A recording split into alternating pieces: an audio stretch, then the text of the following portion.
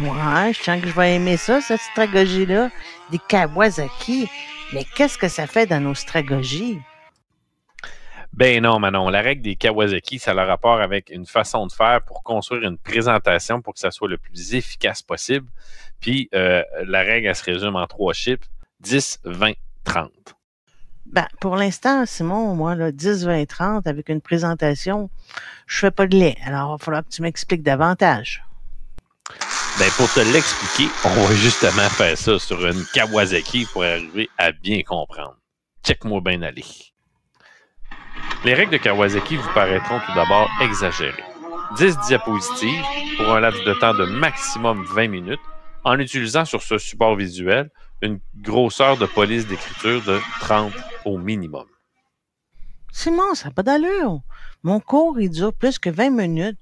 Une police de 30, c'est ben trop gros. Ça n'a pas de sens. Dans le fond, Manon, ce qu'il faut retenir, là, c'est que la durée d'attention moyenne d'une personne, c'est 20 minutes. Donc, il ne faut pas aller au-delà de ça. Puis, il ne faut pas non plus donner trop d'informations pendant cette période-là.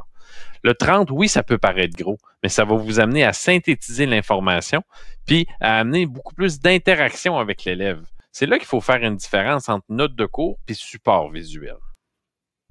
Ah oui, c'est lui, Kawasaki, qui disait que si on mettait trop d'informations dans notre présentation, c'est parce qu'on maîtrise pas notre matière. Ça nous enlève la crédibilité. Mais à ce moment-là, est-ce que tu peux m'aider à faire la différence entre des notes de cours puis un support visuel?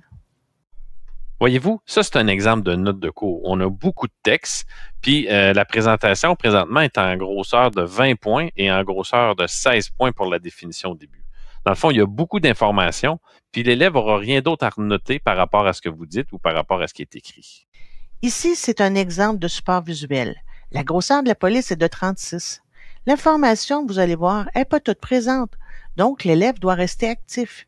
Il doit prendre des notes, il doit bonifier les informations, faire des liens avec ce que vous dites. Il ne peut pas se contenter de juste lire la présentation.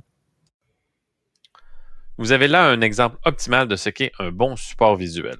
La police est de 60 et en bas, nous la retrouvons à 36. Ceci permettra une meilleure interaction entre vous et vos apprenants et ils les garderont actifs tout au long de leur processus d'apprentissage. Ah, maintenant je comprends la règle du 10-20-30. Ça fait bien du sens. On le sait que vos cours durent plus que 20 minutes. Mais dans le fond, ce qu'il faut faire, c'est de varier vos stimuli. On veut juste que vous faisiez plusieurs présentations afin de garder l'attention de vos élèves. Mais dis-moi, Simon, 10-20-30, c'est le nom des autoroutes.